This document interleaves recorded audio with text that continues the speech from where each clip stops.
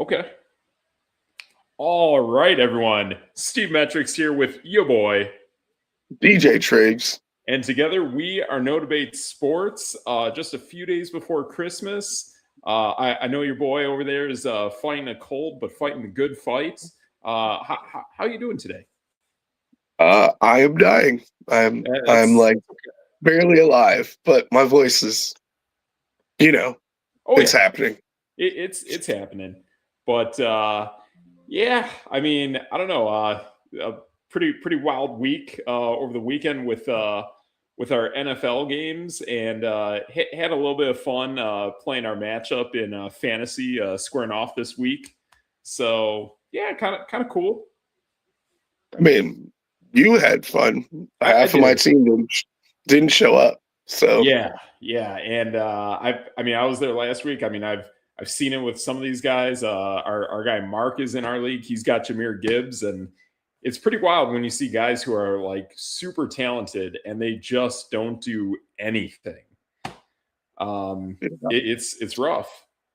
I mean, when the top quarterbacks in the NFL, yardage wise, are Dak Prescott, Drake May, Sam Darnold, nobody drafted those guys. Actually, that's true. Yeah, I didn't even draft Drake May. I got Drake You May, did not. but I did You not picked draft him him. up. I picked him up. Mm-hmm. I picked him up, and man, I mean, seeing that guy play, like he really has that good eye downfield. Pretty solid. I saw something the other day that he has the second highest completion percentage for a wide receiver quarterback tandem since last season when Amon-Ra St. Brown and Jared Goff broke it. And then the all-time leader that is still number one is Drew Brees and can't guard Mike. Wow. That's Yeah, kind of wild. it is kind of wild, kind of cool, kind of wild. I think I saw something too, like Drake May is better at like third and like 15 than he is like third and 8-ish. Like he's always looking downfield, whether it's Diggs, Hunter Henry, or Keyshawn Booty. That's kind of how he likes to look around. He likes to see those either wide open targets or bigger frame targets to target downfield and make something out of it. Yeah, it's weird. I mean, just looking at the overall of fantasy, I mean, we're at the end of it now, but if anyone would have told me James Cook was going to be the leading rusher in the NFL, I wouldn't have believed him. I was thinking that I tried to do it in our league, but I want to say he was drafted before I was able to get Bucky Irving. But I did take James Cook in my other league for that reason because he had a nice season last year, and knowing the threat that Josh Allen brings, having that running back that you kind of don't expect out of the backfield is a big punch. His brother did really well up in Minnesota. I've always thought that Bills offense has taken a next step because of James Cook. So yeah, he's a guy that I really liked. I wish I got him in our league, but I was able to pick him up in the other league. Well, I mean, he barely got over 1,000 yards every other season. So, I mean, this season's kind of been nuts for him to lead the league in rushing. Yep. And looking at the rest of the top five, it's Jonathan Taylor, Devon Achane, Derrick Henry, and Bijan. Yeah, those all look familiar. Just not him. They do. Wide receivers, George Pickens is top 3 in the NFL. That's a sneaky one. Right. If someone would have said that to me, I would have said they lied. Like he was one that going into fantasy though that I was very high on. Like knowing his value was in the 90s to me was just shocking. The fact that people were average drafting George Pickens in the 90s and he goes to a team where he actually has a good quarterback, that's a total game changer. It's just that for me, the way I stacked my team, he was a little hard to grab because I was trying to go for running back. But Pickens was definitely a guy I had on my draft board. I really love the value that he brought this season to Dallas. Well, now this is going to probably sound insane too. Only 11 guys have 1,000 yards. Across running backs and wide No, receivers? just wide receivers. Only Oh, 11. okay. That Interesting. that that sounds weird to me. Only six have. Wait, no. Yeah, six have double-digit touchdowns. Okay. So it's Pickens, Amon-Ra St. Brown, Devontae Adams. I would say it's probably not CeeDee Lamb, but I would think it's Pickens. Puka Nakua? Nope. No. None of those. Interesting. Devontae is the only one. So it's Devontae, Amon-Ra, Stephon T. Diggs. Higgins, JSN, and then Dallas Goddard and Trey McBride. Okay. Wow. That's literally all of them. So 4 wide receivers, 2 tight ends. And I kind of want to say too that the Trey McBride play to me is very interesting because you're kind of seeing some of those Cardinals targets might start to actually start having games when they're out of witness protection because Kyler Murray can't see across the offensive line. The damage that Jacoby Brissett did, even though it's Jacoby Brissett, is real. I mean, if this is a team that can actually get it right at quarterback next season, yeah, you might actually start to get to play with guys like Trey McBride and Marvin Harrison Jr. Yeah, Trey McBride's numbers are comparable to Amon-Ra St. Brown. Holy smokes. Because I know They're people were both talking about that last season, but Kyler was pretty much healthy all of last season, played almost every game that I can think of. So that's where Trey actually took a massive dip.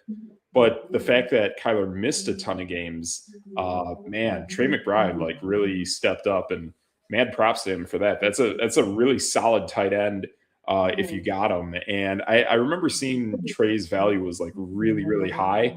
So I stayed away for those reasons. But the fact that he made it happen without Kyler Murray to me is very impressive and very promising for the future. Yeah, I mean, it's kind of insane.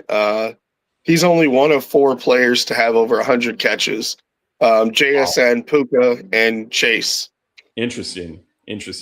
And for me too, like JSN, that was a guy that I wanted this season as well. Never got him. I came close though, because I remember the round that he went in. I was about like 3 picks away in our draft from getting him. And then what was it? I think it was your father-in-law that snagged him or something, or someone else did. But yeah, JSN is a guy I've always liked since his rookie season. And this season, he's knocking it out of the park now that there's no Tyler Lockett and no DK Metcalf. That's actually, yeah, it's bananas.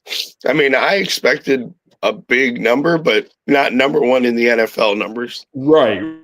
I definitely did not see that happening. I saw that growth moving up, but I didn't think that he would just break the floodgates wide open like that. That's incredibly impressive.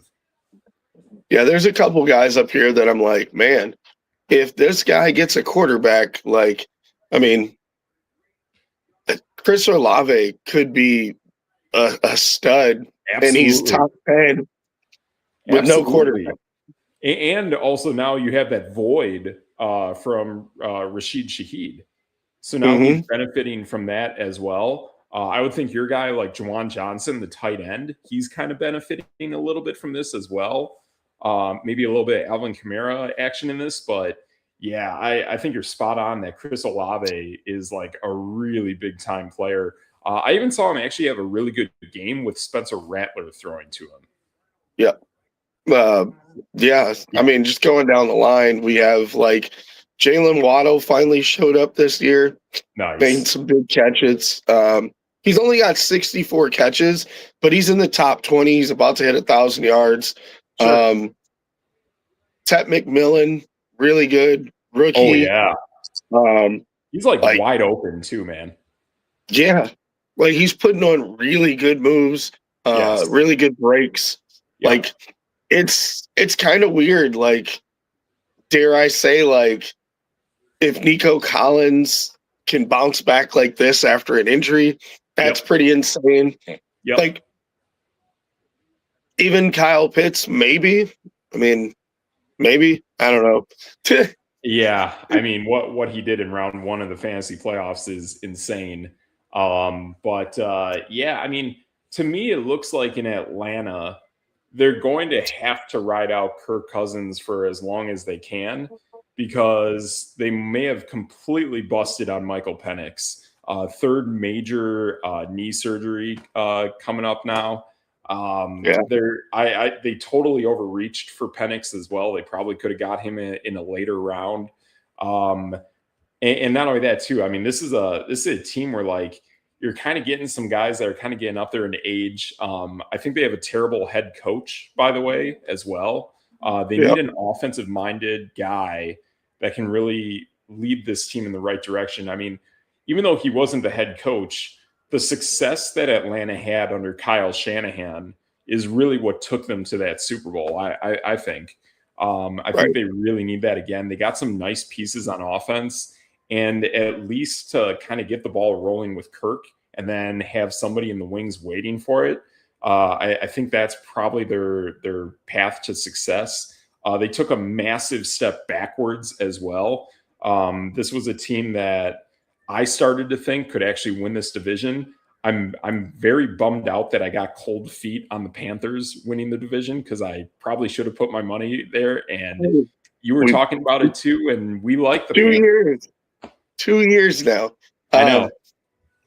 Like, yeah, if they could get it all together, I mean, Rico Dottle came out of nowhere, so I don't expect him to have big numbers next year. There will be a lot of film Yep.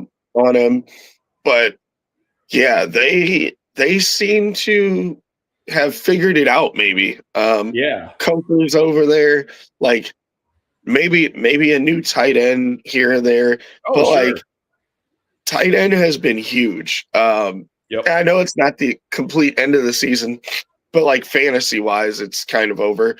Um, like, I've been sporting 12 just, personnel out there a lot of weeks this season, and a lot of weeks it worked. do you know why? There are 20% of the top 50 pass catchers are tight ends, and Nice. that doesn't even count Tucker Kraft, who probably would have Yes, like smashed a lot of these other tight ends. But I absolutely. mean, if you can get 10, I mean, 10 team leagues are kind of the norm. Obviously, we have way more than that, And we but love it. right. But like, I mean, to be able to get a top 50 pass catcher at your tight end spot is pretty insane. I mean, It is. Trey McBride, um, who else is on Dawson this list? Knox. Yeah. Yeah. Um, wow, why are my eyes not working? Obviously, Kyle Pitts, Yep. Travis Kelce did really good. Yep. Tyler Warren was awesome Yep. as a rookie. Harold Fannin Jr. with Cleveland I don't just even know who that exploded on is. the scene. That's Oh, crazy. he is like should everybody over there security blanket. Dang. I can't name a Browns wide receiver, but I know Harold Fanning Jr. Um, Yeah. obviously, your boy Brock Bowers, Hunter Henry, Yep. Tucker Kraft coming back next year. Like Yep. that is a stacked uh, situation at tight end. Yeah. I mean, I even got some nice games out of Theo Johnson with the New York Yep. Giants. The New Mhm. York Giants were definitely a sneaky fantasy team that, even though the record wasn't good, like they had really good players. And they're a team going Wandale into next Robinson. season that's going to have a really nice offensive line. They're going to have time to figure it out at quarterback. Should they keep moving forward with Jackson Dart and settle him down and not take stupid hits? That's a team that gets Malik Neighbors back next season. I think the air game for the Giants is going to be pretty serious next season for teams to look out for, which kind of like James Cook in Buffalo.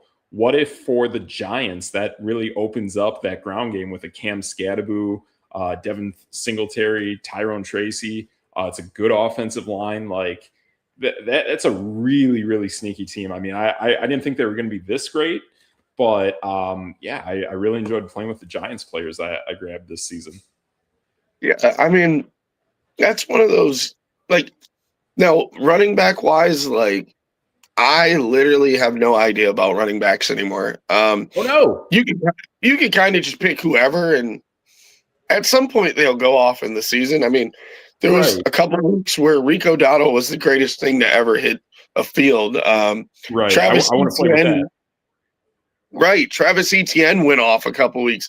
Yeah, Javonte Williams left for dead basically by Denver last year, and he's a top 5 back now. Like what? yeah. I Um, mean, I don't know if you expected that, but when you did pick him, I thought that was a great pick oh yeah, because I didn't like how he was left for dead for Denver. I thought he was truly the best back they had on that team.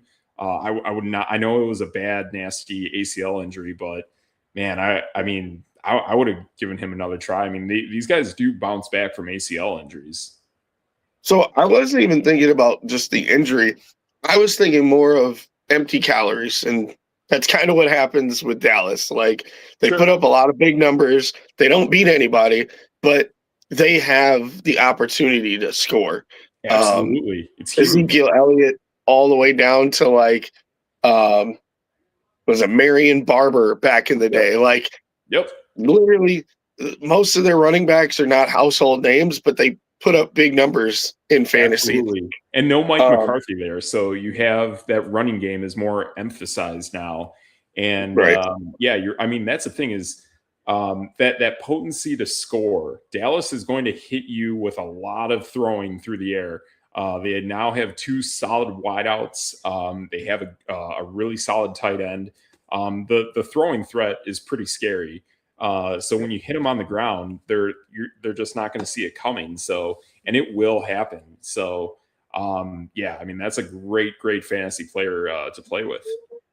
Right. And I mean, we talk about guys left for like bones, like J.K. Dobbins was pretty solid for a Yes. small majority of the season. Yeah. Um, yeah, you have your normal faces of A Chain, Taylor, Henry, Robinson. He wasn't, I'm gonna be honest, not worth the number one pick, but like Williams, Gibbs, Barkley, McCaffrey, like okay, to be honest, I don't think any of those. Maybe 3 or 4 of them were first round picks. Like Yeah. it seems like tight end and wide receiver kind of exploded this year.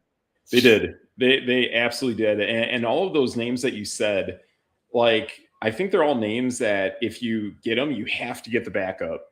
I mean, Yeah, if I had Saquon, I would definitely try to get Tank Bigsby. If I had McCaffrey, I'd want to get Brian Robinson Jr. And without question, Bijan, you have to get Tyler Algier. If you don't get those guys, you're kind of playing with fire. And even then, like it's been choppy at times. I mean, I'll tell you this: watching games across the season, the ability that Bijan Robinson has is crazy. And I don't know if this is legit, but I would think probably nowadays his games are better because Kirk Cousins is an actual deep threat compared to Michael yeah, Penix. So I think the future of the Falcons going to next season is better than it would be with Penix. I think this is a team going into next season that's going to hover around the final playoff spot. I don't think this is a team winning the division, but I'll tell you this: that's a team that going into next season is going to get a third place schedule. I don't know what's up with Tampa Bay, man. Tampa Bay looks dreadful. They cannot yeah. stop anyone. Uh, Baker Mayfield's looking really kind of shaky and kind of dinking and doinking, kind of like what we thought he would do. This is a really weird team, man. And not only that, like losing Liam Cohen matters. Losing Ben Johnson with Detroit matters.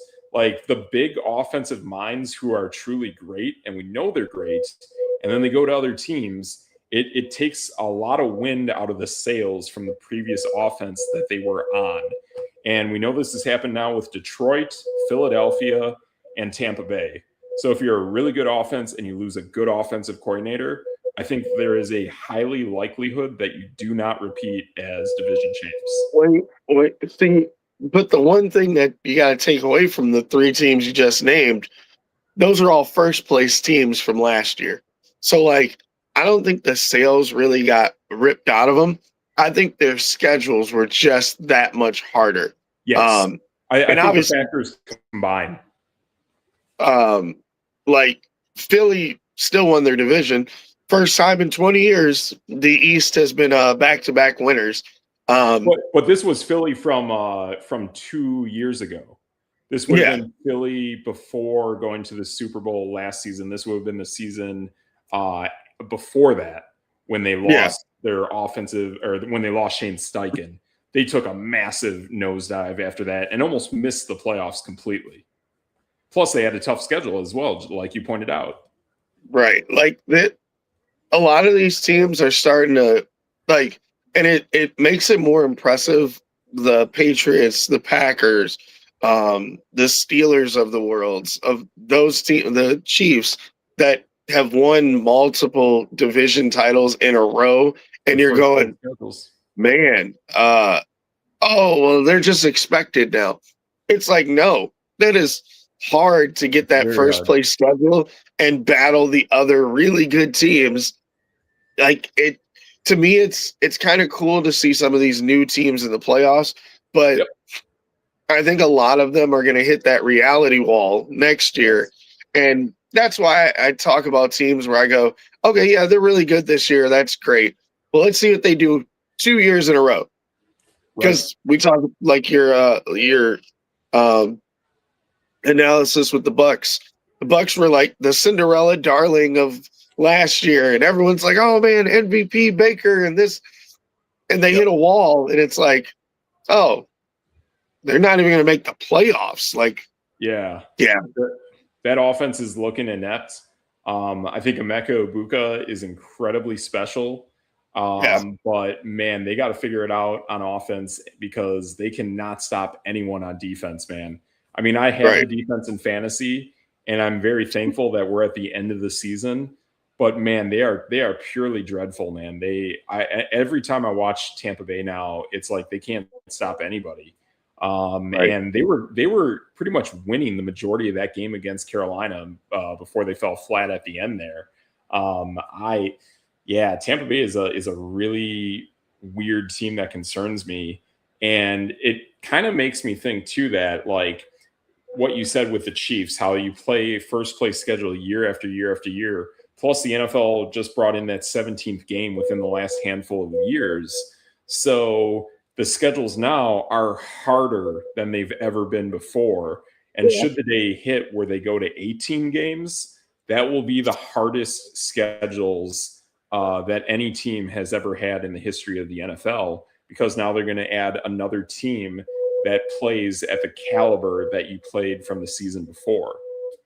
right, yeah, and that I mean, it's one of those things where like I know I was talking about this a couple weeks ago, but like the strength of schedules, the Broncos have one of the weakest strength of victories. Yep. The New England Patriots, one of the weakest strength of victories. Yep. Um, we go down, look at like the Colts, Baltimore, strength of victories, very low. The Colts Um, are actually low. yeah, Interesting. uh, they're at 38%. Um, Denver's at 35, and New England's at 37. Uh, Okay. Compare that to Jacksonville, who's at 47. The Pittsburgh Steelers at 44. Chargers are at 42. And the Buffalo's Texans. at 43. Texans are at 43. Um, and then, like, if you go to the NFC side, the Bears are at 38. San Francisco is at 38. Um, Detroit's at 38. Yep. Minnesota's at 38. Like, yeah, those teams have good records because their victories don't matter. Like they've been playing weak schedules. Right. So yeah, you're gonna rack up these wins. Well, let's see what happens next year. Now, if I name the teams with good strength of victories, the Seahawks. Well, everyone thinks they have the best defense in the NFL. I do. They have good wins. The Eagles, well, they're the defending champs. Yeah. The LA Rams, they're at 52 2%. Like they have the highest rate of victory. Oh yeah, totally. And they might have the MVP. Yep. Like if you go to the AFC side, like I said, Jacksonville's at 47. Like the AFC's been kind of weak based Yes. on schedule and stuff like that. So Yep. yeah, of course they're really top heavy. Most of their divisions have been pretty set. It looks like their entire playoff bracket is kind of set. Yeah. Uh, So did massive, Indianapolis get eliminated? Because I thought I heard they're not starting no, Phillip Rivers. they are not eliminated, but like they're 2 games back of Houston for the 7 spot. So technically they're not eliminated, but unless Houston loses 2 games and they win 2 games, yeah. Same thing with Baltimore and Pittsburgh. Like they're not technically eliminated, but they're 2 games back. Right. And at this point, like my idea for the Bears and Lions, obviously the Bears got a victory over a backup quarterback this past week. But like Caleb looked good though, I'll tell you that. Like that dime he threw to DJ Moore was golden. Woo! That was a beautiful everyone dime. gets one. Isn't that what Spider-Man says? I didn't even think that pass was caught. I thought the coverage that Nixon had on him was perfect. I was like, that is perfect coverage. He's got his arm right in there. He should be able to just rip that thing off. And I was shocked that sucker was caught, man. That was a beautiful pass, great coverage. Yeah, just a wild play there, man. So yeah, the Bears being in, the only really open spot is Carolina's. Yeah. I'm with you, man. Like, I really want to see Carolina get this. We saw the work that Canales was putting into this last season. It didn't just happen this year. We saw it happening last season. They came up 2 games short of Tampa at the end of last season. Canales looked drained by the time they were pretty much towards the end of the year. And knowing that Bryce Young might not be the greatest NFL caliber quarterback, but he's working for Canales to win games. And the way they're making this happen, the way they hit it off with Teteroa McMillan, it's fantastic, man. This is a really good looking offense. Yeah, I'm curious to see what this team will look like going into next season. And again, too, I mean, now they could potentially be playing a first place schedule next season. Then you're really going to see what they're made of. Yeah, that's probably going to be bad. But the good thing is they're going into it with probably the worst record in the NFC, and that will kind of help their general ability to build that team through the draft, probably picking middle of the draft. Also true. Yeah. And you don't need a receiver or a running back. Yeah, totally, man. Totally. So pretty cool stuff. I got to admit, like what you just said there with the strength of schedule stuff, that's pretty much kind of what I'm thinking the AFC side is going to shake out to be with maybe those final 4 teams. I mean, like Pittsburgh, seeing the way Pittsburgh played against Detroit, that is just solid football. That's no TJ Watt. Aaron Rodgers looks like he's commanding that offense. It looked really, really solid, man. This is a team that I did not think would come anywhere close to playoff potential, and they're really making it happen. They are going to have to finish the rest of the year without DK Metcalf for doing a stupid thing. Yeah, so that's going to be rough. But Pittsburgh looks like a very well complete team. I've always liked Mike Tomlin as a coach. They're doing good stuff there. I think you're spot on with the top 2 teams in the South, with Jacksonville and with Houston. Jacksonville's playing some great football lately. That win in Denver is huge, and I think that's what it's going to take to make sure that home field advantage does not go through the AFC with that win. The Texans are a great team, great defense. And I got to admit, too, like the last few weeks, knowing that Justin Herbert's playing with one hand and not a good offensive line, and they got all these weapons on offense, and you got Jim Harbaugh coaching that team up. I think the Chargers are a pretty scary looking team. They might just outright win the division? 33%. 33% strength of wins. Let's see. Sorry, sneezing. Yeah, right. 33% chance to win the division. Yeah, gosh, it might mathematically be that, but it feels like it would be even higher. I mean, they're probably what, 2 games behind Denver.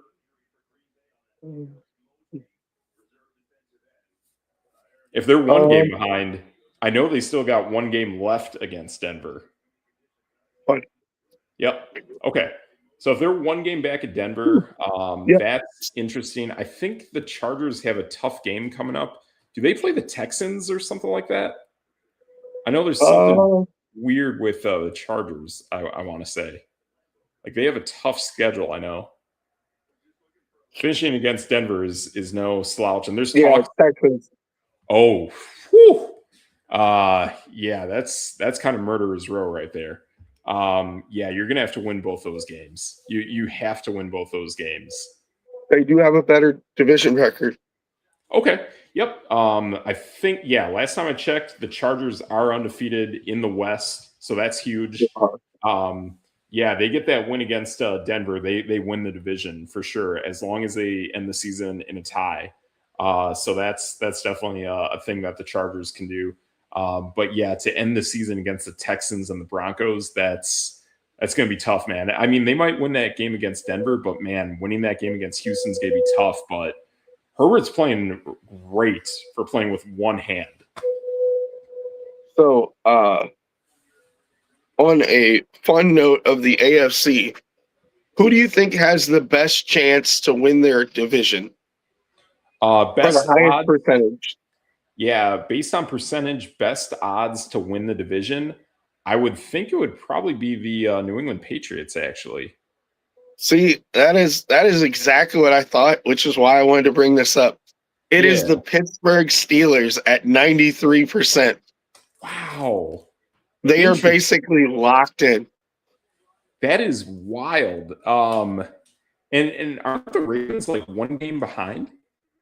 The Ravens have a 7% chance, and they're 2 games behind. They're basically, like I was saying before, like they're mathematically still in it, but there's only 2 games left. They have to win both, and Pittsburgh has to lose both. So gotcha, my bad.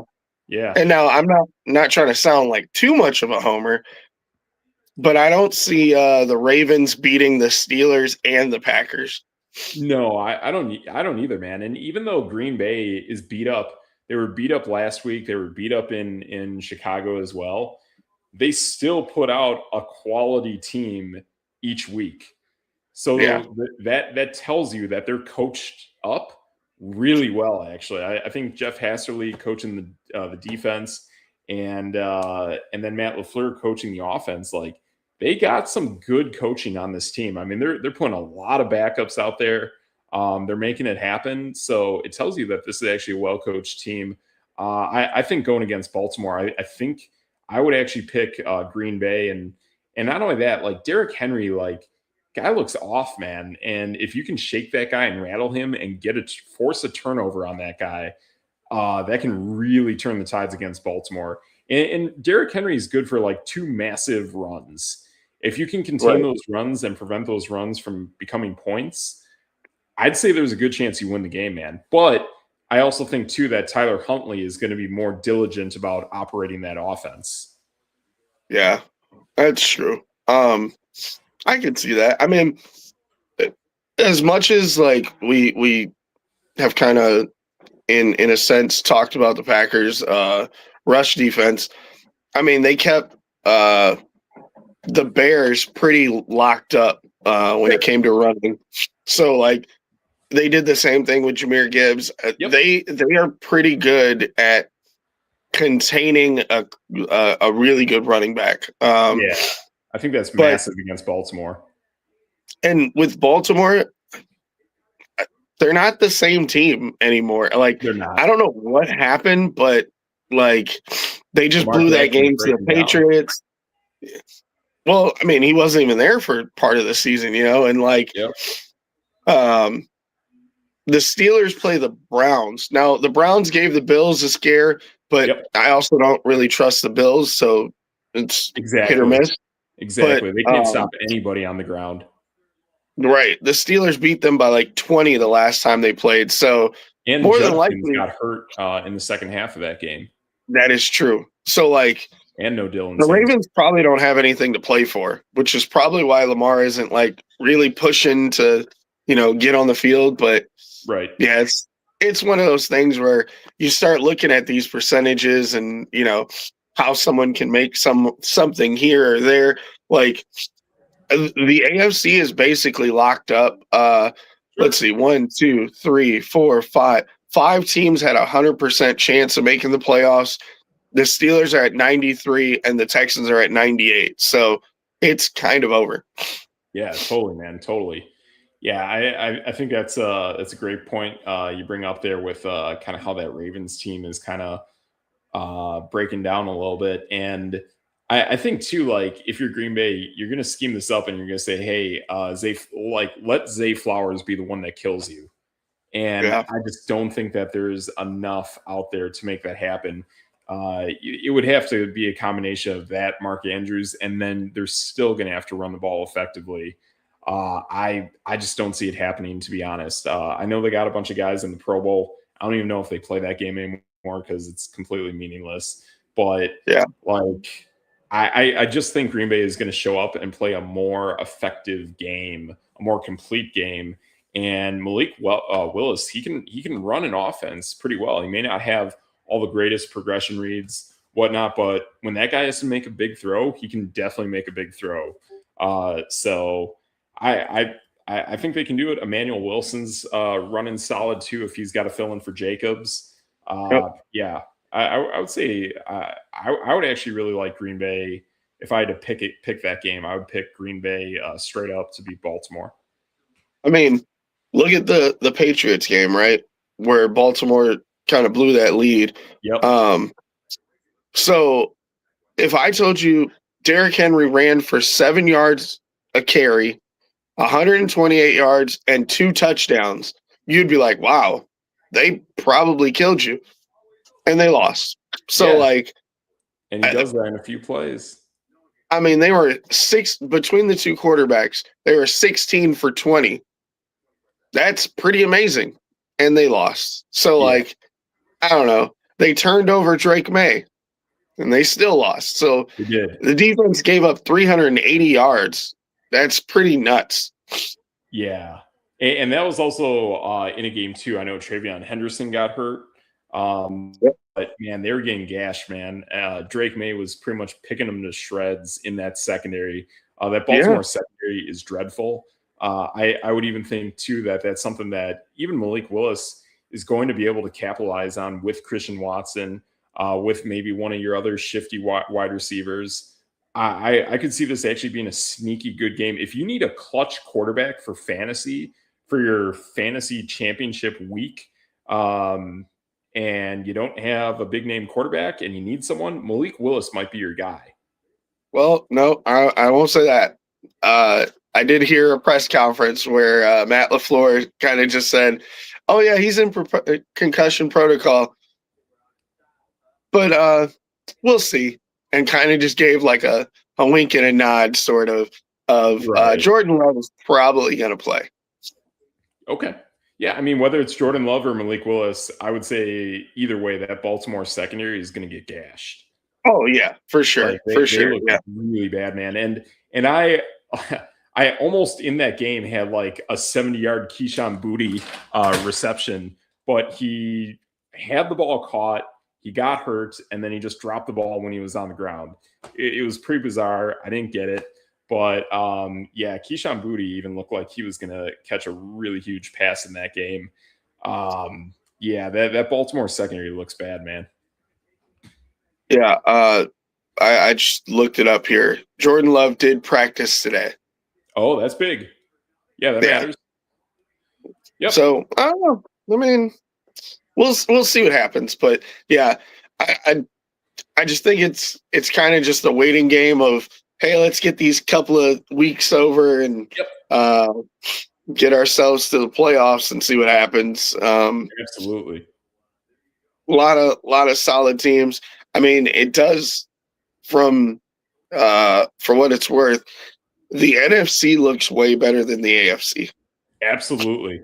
I would say if the AFC representative from the for the Super Bowl isn't the Texans or the Jaguars, I'd say, man, it's pretty much a slam dunk that the NFC team is going to take care of business. I mean, the Rams and Seahawks look great.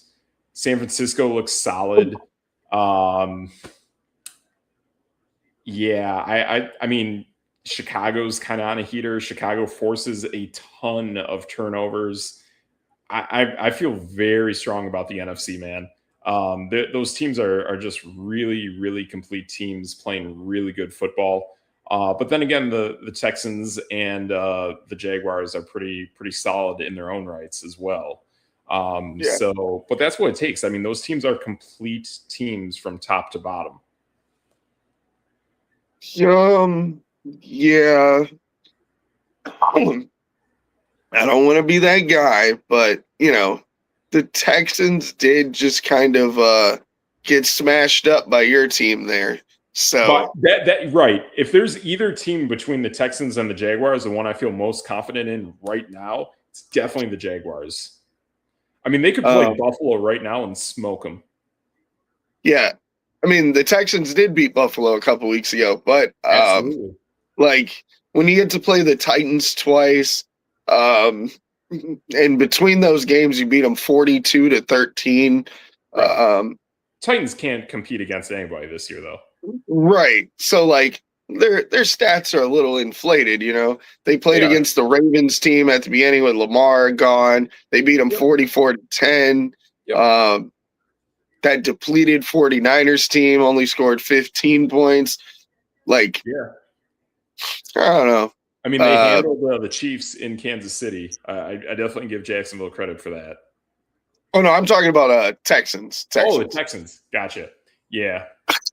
They also beat Patrick Mahomes when he threw 3 interceptions. So like that was fine, but I don't know. Houston they don't really concern me very much. Yeah, I mean, for me, at the end of the day, like you still kind of get that timidness out of CJ Stroud, where it doesn't feel like he's just a friggin' giant slayer. When I look at these quarterbacks in the NFL, you can generally get a sense for who's an alpha, who's a beta.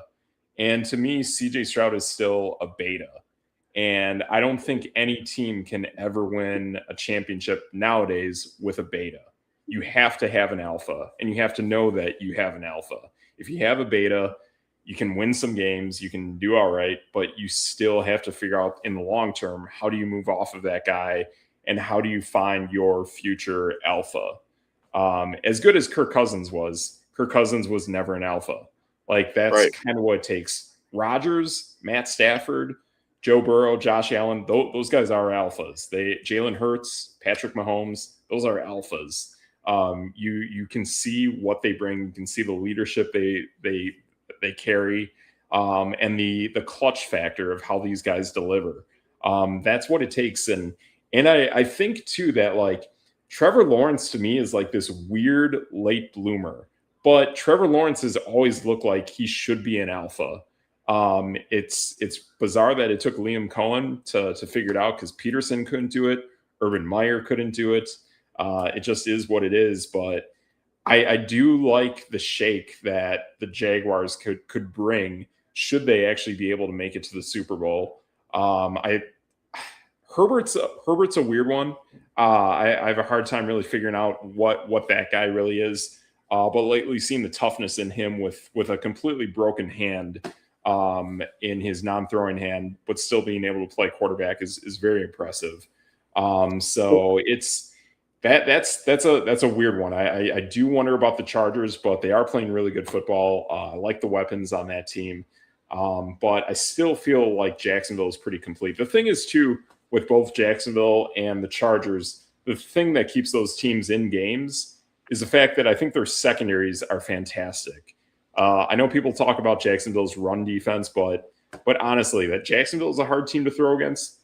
LA, those Chargers, I think they're the best team with the best secondary in the NFL from at least from games I've seen. I've never seen anyone have any throwing success against Chargers. Jacksonville gives up the what is it, 10th most passing yards in the NFL. All right. So when they talk about that really good run defense, but they're another one of those teams where I don't always believe in them. And I mean, I haven't. Like I haven't. Trevor Lawrence he's thrown 11 interceptions. That's pretty ridiculous. He's thrown a lot of touchdowns. I'll give him that. Right. But again, if I go down their schedule, the teams they've lost against are the playoff teams. I mean, besides the Bengals, they lost to the Seahawks, Rams, and Texans.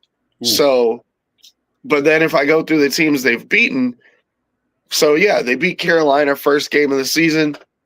Carolina wasn't really feeling it at the beginning. No. They beat up the banged up Texans team by 7, a beat up 49ers team at the beginning of the season. Yep. So then their wins rattled off our Raiders, Chargers, which again, I don't really believe in them either, but Cardinals, Titans, Colts a couple weeks ago, Jets, and then this game against the Broncos. And I know we talked about it quite a few times, but the three things I don't believe in the AFC are the Broncos, the Chargers, and the Jacksonville Jaguars. Those teams have kind of just battled each other, and they're just like, oh, okay. None of their quarterbacks scare me at all. I know you really like Bo Nix, but even watching him, like, he literally did nothing against Green Bay until Micah Parsons went down. Right. That's true. His numbers are kind of overinflated from beating bad teams, which we've gone through their schedules and stuff of that nature. Right. And, like, even with those numbers, he still has 10 interceptions. He's right up there with Trevor Lawrence. He's right up there with Justin Herbert, who has 12 right now. Sam Darnold is up there with 13. Caleb Williams is up there with 11.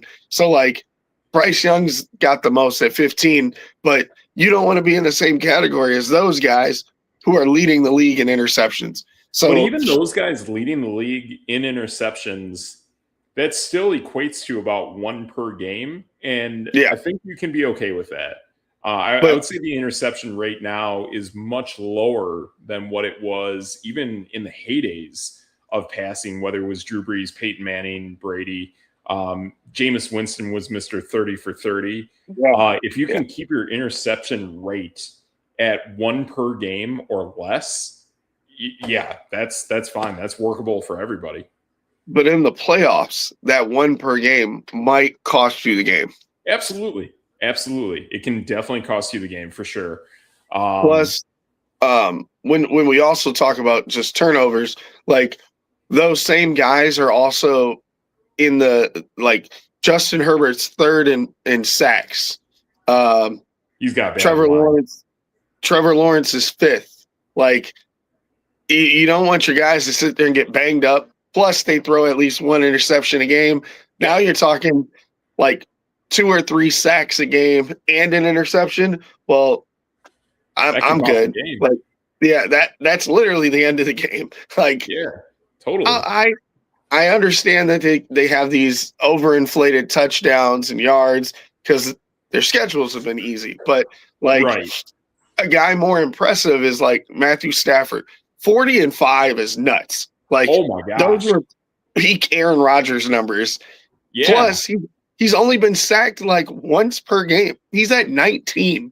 Like, that's nuts. It's like those remind me of Lamar Jackson's numbers last season, and you didn't give the MVP to Lamar Jackson. Oh, I know. Yeah, we've been through this one a million times. Like, I just don't. I can't trust a guy that's going to give 1 interception a game and get sacked a couple times a game. And can we nominate Lamar Jackson for MVP as well this season because the Ravens are absolutely dreadful without him? You know how I feel. But yeah, it's like we were, and I'm not gonna say we, but like the talking heads were nominating certain guys for MVP right away, and it's like the Sam Darnolds and the Bo Nixes and the the Josh Allens and the Trevor Lawrences and Daniel Jones, like their numbers are not good. Oh Like, yeah, I've like never if you said Daniel compare, Jones is good. I know he tore his right, Achilles, but I've never been a Daniel Jones guy. like Daniel Jones's numbers are comparable to Jacoby Brissett and Cam Ward right now. Like, Yes, I'm good. I'm good on that guy. Like, right. yeah, they were And I like the winning. They were future doing Cam great. Ward more than I do Daniel Jones. Yeah, they were winning. They were doing great. But it's like schedules matter at the end of the day. Like, and we'll learn when teams get to the playoffs and they start to fall off a little bit, and we go, oh, Yep. yep, they are. What was it? Was it Darryl Green? They are who we thought they were. Yes. One of the greatest quotes ever. Yeah, like, Yeah. and you can see the quarterback like play when we're talking about, Drake May being an MVP candidate and Justin Herberts and stuff like that. And it's like, you put their numbers up against previous years and you go, you're like Tony Romo right now. Like, Right. I mean, I like the play of Drake May, but again, too, like I mean, he definitely had a play against the Ravens that was intercepted. He had another throw that could have been easily intercepted as well. I'm still concerned that I don't think New England is a good team. I think they're one of the easiest teams to bounce out of the playoffs. I actually think the AFC East could be like obliterated right out of the gates. I mean, barring home field advantage from the Patriots, which is probable. I think it's very possible that these AFC East teams are probably out in the very first games that they play. I think when you bring a tough-nosed team like Pittsburgh, everyone wanted to just cast them aside, fire Mike Tomlin. Pittsburgh is playing great football, man. And they got two massive, massive tight ends in Darnell Washington and Jonnu Smith. And then they also have Pat Fryermuth and they have DK Metcalf in the postseason. Like, they got a lot of weapons. Their running backs are playing really well.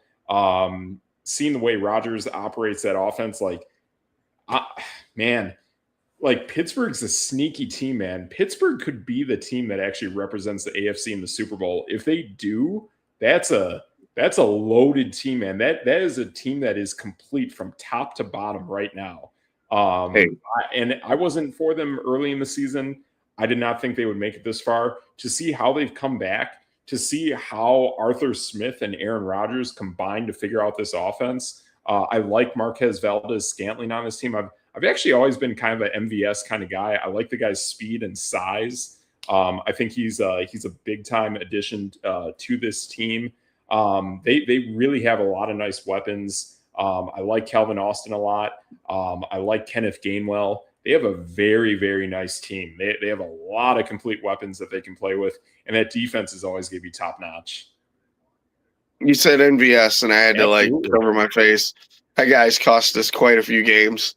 He is crazy fast, and he is the deep guy. Like, that's all he does. That's fine. But like, it's a 50-50 chance he's going to drop a wide open pass, and you just go, "Oh, great." Right. It happens. But Aaron Rodgers really likes that guy. Right.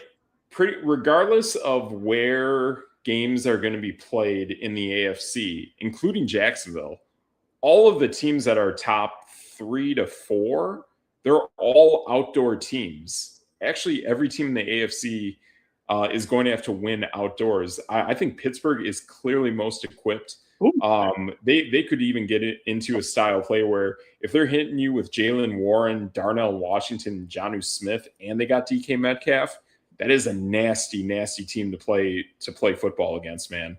Those are weapons that they're going to hit you with on any given play. And they're coming with 12 personnel. They might come with 22 personnel, and there's nothing you can do about it. And then the one wideout is DK Metcalf. Yeah. Yeah. Yep. I mean, I don't know if they've run it yet, but if they would run their version of the Philly brotherly shove, I mean, I've seen the way Baltimore actually runs that play. I like the way Baltimore does it, where they have Mark Andrews at quarterback, Derrick Henry to the left, and then another tight end to the right.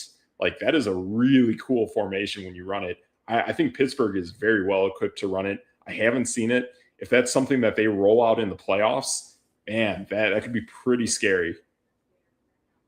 Yeah. I mean, hey, and guess what? You technically will have DK Metcalf as perfectly healthy because he's not playing for 2 games, right? Exactly. And then not only that, too, like you would also have pretty much almost perfect timing for TJ Watt as well. So whatever procedure he had done, wish him the best, but that looked pretty serious. And I don't think he's coming back to play football anytime soon. So giving him more time to heal up and be ready for the postseason is perfect. Yeah. I mean, I don't say this very often, but I did tell you so. You The did. Pittsburgh Steelers were my Yes. team to watch. Yes, I flat out owe you a sandwich. You called this Oh, spot on. I forgot all about that, to be Yeah, that's honest. okay. That's okay.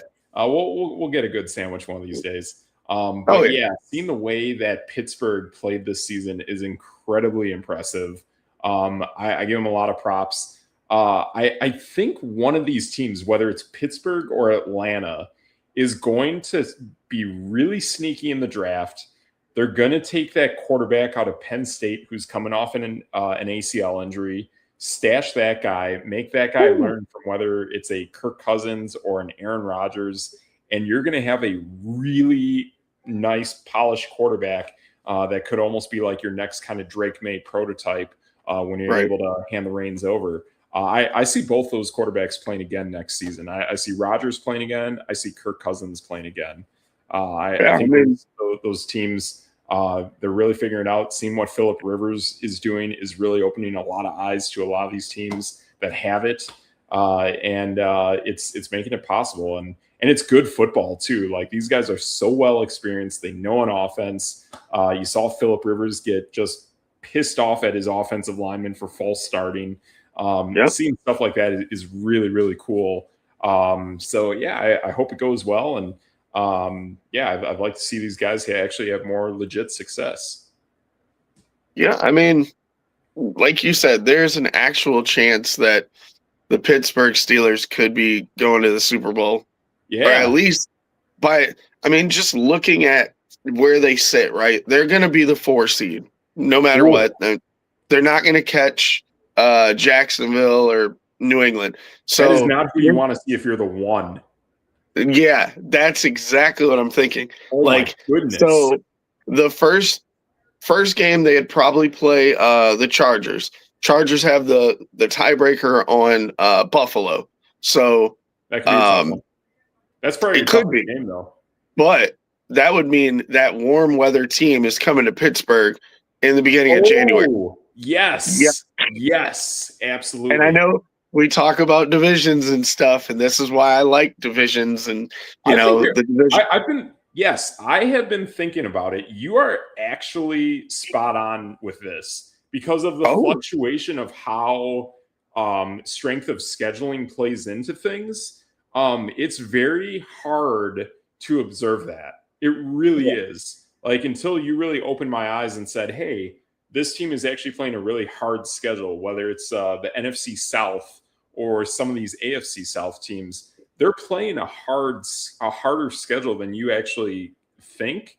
And with that being the case, that they actually do deserve a shot to win their division because or to host a home playoff game, because wins and losses don't technically translate to how good these teams truly are because they're getting the benefactor of the previous season's schedule, or they're Yeah. taking a hit. And you really don't have control over which cross divisions you wind up playing against. So even if you're a fourth place team like Carolina Panthers were this season, your cross divisions are so tough that you're still playing a very tough schedule. And the fact that all you guys are 7-7 well, is it more impressive that you're 9-7, or is it that Chicago is 10-3? Like playing a very simplified schedule. Same thing with the Denver Broncos, same thing with the San Mhm. Francisco 49ers. That's where, like, yes, you won your schedule, but was it as tough a road as what the Carolina Panthers played or what the Houston Texans or the Jacksonville Jaguars played? Like the way your schedule is configured matters. And I Yeah. think that's where it actually brings in the great idea that actually giving a home field advantage game actually matters, because it is unique to each division of how tough the road is for them to actually navigate their way through the season. Right. And going off of that, so the Steelers' schedule was harder than the Kansas City Chiefs' number one schedule. Interesting. They were at 53%. Kansas Yeah, City was at about 52. So right. like, And that's why and I didn't then think Pittsburgh was going to win a lot of games this season. and then on top of that, they got the benefit of Lamar and Joe Burrow being hurt and stuff like Right. that, which is cool. Like I get it, but Denver and the Chargers are about 10 percentage points lower than the Steelers' schedule. Right. So that So tells you like, that basically after the Chiefs' first place schedule, the cross divisions of the AFC West with whoever else they play is not that tough. right. And Pittsburgh's strength of victory is like 10 points better than the Broncos, who are, at the top of the standings. But it's like, does the LA Chargers, do they want to come to Pittsburgh in the beginning of January and play? Probably not. No. They're not a running team. Well, Pittsburgh's got two pretty solid running backs, some really solid tight ends, Oh and yeah. Aaron Rodgers was used to playing in the cold. So Yeah. like now, okay, that high powered throwing attack with Bo Nix, does that travel well? I Maybe. don't I I don't think don't think so. I Right. think RJ Harvey was definitely more of a disappointment than what people thought he would be this season. I heard a lot Right. of hype that RJ Harvey was going to be like the best running back in fantasy. I know, yeah, Ashton Genty's out there, but I was hearing a lot of RJ Harvey stuff, and J.K. Dobbins. I think losing Dobbins really hurt this team, man. Really hurt because that I like the way rotation Dobbins is ran in Baltimore, and Dobbins in LA was solid. And Dobbins was supposed to carry that torch and kind of make that 1-2 punch between him and Harvey this year. And it did right. not happen. It just, the moment he got hurt, so did RJ Harvey's ability just stepped back. Yep. And that's the thing. In the cold weather, you want a 1-2 punch. I mean, even if that number two isn't like otherworldly, but at least if they can come in and run, 5 to 10 carries, Yeah. that really does help. Like you get a Right. breather where trying to breathe in the cold weather is not always fun, Right. Like But off like, the top of my head right now, like thinking of Green Bay's rushing attack with Emmanuel Wilson, Josh Jacobs, that's a 1-2 punch. That's going to hit. yep. Thinking of the Philadelphia Eagles with Saquon Barkley and Tank Bigsby, that's a 1-2 punch. I just Yep. heard the other day someone was very impressed with how Tank Bigsby just ran in the last game the Eagles played. I've been a very adamant supporter of Tank Bigsby this season, even though his volume, his numbers are very non-existent. You watch Tank play when he has the ball in his hands, it's like, oh my gosh, this is a scary, scary dude if given the opportunity. Those teams have the 1-2 punches. The teams that have those guys, I think you're spot on. Those are the teams that are going to go further. Even though people like the Texans, I don't even know who the Texans' top two running backs are. Oh, that's a good question because I was sitting here trying to think it through, and like I was going through each team in the Yeah. I don't know AFC, who and I'm backs like, up who ETN. are I these think people? Are they'd be killing oh, for Tank Bigsby right now. Woody Marks. He took over for Nick Chubb. Oh, gotcha. Yeah. And again too, I still have concern about CJ Stroud. I know we were all high on the Texans like a week or two ago, but man, it's starting to No. yeah, it's starting to show, man. This This is a team that could actually have more concerns than what we really think.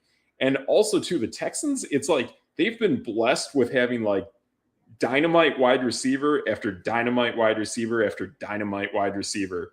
Whether it's been Tank Dell, Stephon Diggs, and Nico Collins, they get all these guys, and then the guys leave or get hurt. And what is this team going to look like if they ever lose those guys? And then it's all on CJ Stroud, and it's all on the running backs, and then it's a purely defensive team. Yeah, I don't like their chances going to New England in you know, it's a dome too. Yeah, like you play outdoors and they can't run the ball, so like, yep, that might not go very well. Right. But yeah, just looking at how things are stacked up right now, yeah, Pittsburgh looks great. If they have to play Denver or the Chargers at home, that might be a win. That might be a yeah. Yeah. I mean, at that point, I really think the only resistance that Pittsburgh could find along the way then would probably be Jacksonville. Yeah, I agree. In a way, New England as well, too. But like, to me, Jacksonville is a more complete team right now with what we're seeing. I do want to see how New England is with Travion Henderson. And again, too, I still see these weird Drake May interceptions that I'm a little concerned with. Yeah, I would have to place probably the strongest odds of coming out of the AFC. I think you got to place them with Pittsburgh now. That team looks so good. And not only that, their offense is dynamic. Some of these teams we see like, okay, New England is good with some of their wide receivers, a little bit of Hunter Henry and Travion Henderson. Pittsburgh is dominant with a lot of different guys. The Texans, Nico Collins. Denver, it's all on Bo Nix. It really is. And Buffalo is all on Josh Allen and James Cook. It's those two guys. There's something even going on internally where like they're healthy scratching certain wide receivers because they're not mature enough. Like the Buffalo play at this point is really sketch. I think it's sketch too when you have a offensive coordinator that might be thinking beyond this season. And I always thought that last year with Ben Johnson that like, yeah, Ben Johnson is coaching Detroit, but really Ben Johnson is also thinking about Ben Johnson. Like he knew he was the number one head coaching talent out there. And I have a hard time seeing next season not seeing blanking on his name. Totally Brady. I'm totally shocked that like going into next season, I think Joe Brady is going to be the head coach of the Cincinnati Bengals. I firmly believe that. I've seen a little talk about the Bengals being the number one coaching position next season, even though Zach Taylor hasn't been let go yet. I think it makes a ton of sense for Joe Burrow to have his former offensive coordinator. He's got to have a lot of pull with that organization. I think he's going to say, hey, I want Joe Brady and make it happen. Solid. So I was just looking at odds. I don't know, maybe a wager on this one. I'm going to a casino in the next week or so. So Pittsburgh has the least likely odds to make. Is it win or make? Let me go back up here. Can you give me a to plus? Make the Super Bowl? Can you give me a plus something to make the Super Bowl? It only has percentages, so like they're at 8%. 8%. Yeah, this doesn't count like teams that aren't in. They are in, and they are literally the lowest. So can you find something that actually has the odds? Would ESPN might have this like a futures bet? I am on ESPN, and that's what I'm trying to find. It is not giving me anything. So recently their sports betting platform collapsed. Oh, maybe that's why. So I think it was in the last 2 to 3 weeks. Their betting platform collapsed and they merged with DraftKings. Oh, yeah. So, and ESPN Bet was previously Barstool Sports. So they were kind of like taking on that, and then they were looking at how the money was operated. I believe this was actually a platform that was pretty much solely based in like Pennsylvania ish, and the platform just wasn't working. So they're like, all right, we'll sell our soul to DraftKings. Okay, so I found on CBS Sports plus 7,000. Plus 7,000. Okay. So that means for every $10 you place, you will get $70 returned. So if you put down, if you put down $50 and they hit, that is essentially $350 like that. Um, gosh, yeah, I'll be honest, I'd almost be willing to throw 200 on that Ooh. because it's kind of risky, but it's also kind of solid. It feels pretty good. I mean, I don't know like who I'd want to tandem that against. I mean, if I could parlay a Pittsburgh, gosh, I almost feel like the team that I feel most confident in the NFC is probably the LA Rams. Like Yep, they're just playing they have the super number solid one. football. Yeah. They're at plus 320. Yeah, and the thing is too, I know Seattle won that game against them. I know the Niners can like pretty much ride their way to first place, but the thing is too, the Rams just played really good against Seattle without Devontae Adams. Seattle got gutsy and went for two, and you got Sam Darnold. It's just to me a weird mix, man. And seeing Matt Stafford doing his thing, I could really see a Matt Stafford, LA Rams, Aaron Rodgers, Pittsburgh Steelers Super Bowl, man. Like it's Ooh. sneaky good. Like it just feels like it's got to be a solid team from the NFC. And I feel like the most solid teams I'm seeing in the NFC right now are probably the LA Rams, and then kind of, I mean, if Green Bay was healthy, it would easily be Green Bay. But like, I don't know. I feel really good about the Rams. I actually feel really good about the Eagles because they're going to start getting guys back who got hurt on their offensive line. And I like the way the 49ers play. But I mean, Brock Purdy did play good yesterday, but it still felt like going into that game, it just felt like Phillip Rivers kind of had like this edge. And going into halftime, the numbers by Phillip Rivers were better than the numbers by Brock Purdy. Mhm. I do wonder if that stage fright factor kind of kicks into Purdy a little bit. So when you get into the postseason, you're going to start playing some better defenses.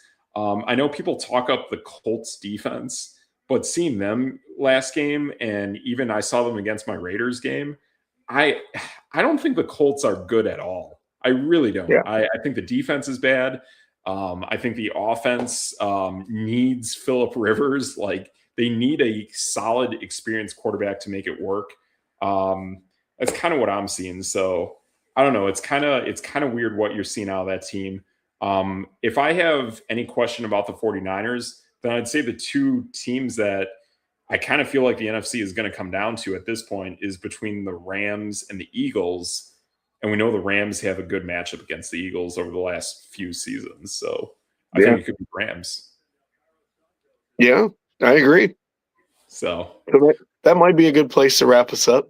it is. So yeah, we're wrapping this up. We're trying to figure this out going into next year and starting early in the week. So it might be on a Monday, might be on a Tuesday, but we'll be here. We'll make it happen. I'm Steve Metrics. That's your boy. DJ Triggs. And that's no debate.